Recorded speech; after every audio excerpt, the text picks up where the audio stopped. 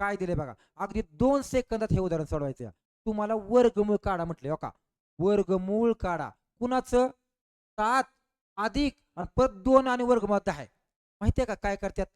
असं उदाहरण सोडवताना या शेवटच्या अंकाची फोड करायची. अशी फोड करायची की दोघा जणांची बेरीज 7 आली पाहिजे. ऐक बरं का आता. इथं बेरीज आली म्हणून बेरीज 7 आणायची. मग सांग बरं आता 10 ची फोड कर. 5 दुने 10 आणि दोघांची बेरीज 7 येते का नाही? बसलं की उत्तर मग. म्हणजे उत्तर काय असणार आहे? या दोघांचं वर्गमूळ घ्यायचं. वर्गमुळात 5 आणि अधिक वर्गमुळात काय 2. संपलं उत्तर. अधिक चिन्ह का घेतलं माहितीये का? इथं आलंय म्हणून.